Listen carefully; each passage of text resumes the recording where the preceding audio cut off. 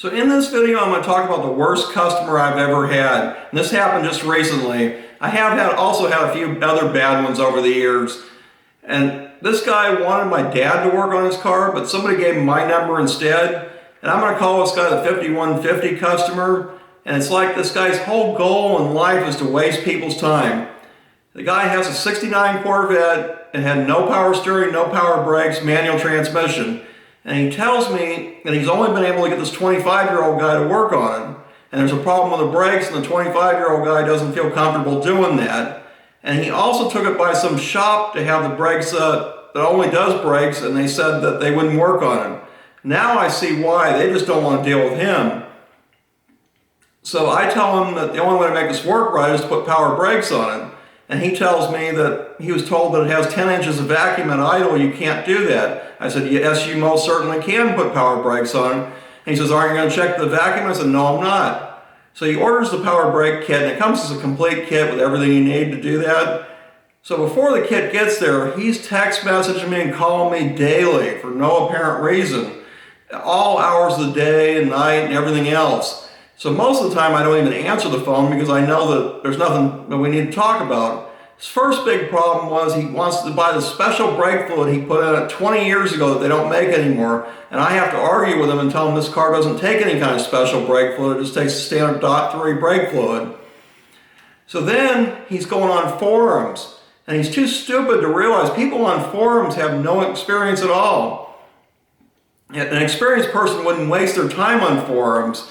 And the people on the forums are telling him that I don't know what I'm talking about, that I'm not a Corvette mechanic. It doesn't matter if you're a Ford mechanic or a Toyota mechanic, it's still the same basic principle. So these stupid idiots on the forums don't realize that when you're braking, you're on deceleration, and the engine makes a lot more vacuum then, and especially with a manual transmission because it's spinning pretty fast all the way up until the time you come to a stop. And the only time it won't work good is when you're like backing out of the driveway, but you're going slow at that point, so it really doesn't matter. So he finally gets the power brake kit, and he's messaging me pictures of the boxes and everything else before, is there a little bit damaged? And I really don't care, it's not my problem. So this idiot, then we put the power brake kit on there, and I'm gonna take it for a ride for the first time. And he says, I'm going to keep my fingers crossed. I said, well, why are you going to keep your fingers crossed? I already told you it's going to work. So everything works great. And then the next day, this jackass is messaging me again. And he sees on the box that it says 1.1 for the master cylinder when the original one's 1 inch. And I have to explain that with power brakes, it takes a different master cylinder. So now the 5150 asshole, he wants a power steering on the car. So he orders this Borgeson power steering kit, and the Borgeson one comes with an actual power steering box, not like how they originally were, which is a better setup. And I tell him you also need this bracket that goes on the frame, and it makes it stronger. So he calls Borgeson up and asks them exactly the same question, and tell them, yes, you need the bracket. So now you wasted their time too for no apparent reason. So I put this whole entire kit on there. Everything works perfect, except I tell them it'll be better if you buy this other pulley and then we can put 2 belts in the power steering instead of 1, but you can drive it right now.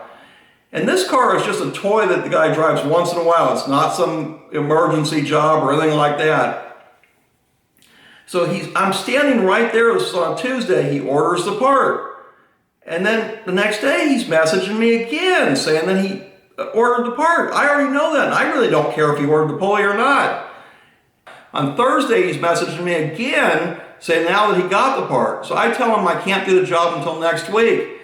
And I told myself if I heard one thing from him before that, I would never ever work on nothing again for him. Sure enough, Friday, Saturday, and Sunday, he's messaging and calling all hours of the day and night. And his excuse is that he's just trying to plan his week out. This guy is retired. It doesn't matter when this job is done. The car is just a toy that he drives once in a while, and it's drivable the way it is. You know, when you don't get any kind of service in this world, when you act like an idiot, you just get shoved off onto the back burner. And this guy said, yeah, I saw some of your YouTube videos, so hopefully he watches this.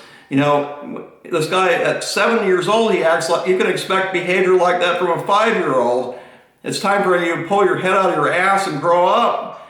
And if this idiot took this car to a shop that would actually work on it and do those kind of jobs, and he's calling them like that, they would have not worked on the car and they would have told him to get it out of here. Now this guy's text messaging me from all different phones saying he's different people and everything else because I blocked his number. And he's also tried messaging me on Facebook. I might have to file a restraining order on this jackass. Yeah, and every time this guy's text messaging me or calling me, he's taking me away from work for no reason. What a stupid ass. And if you're watching this, you 5150 hippie asshole, go fuck yourself and take your car to someone else.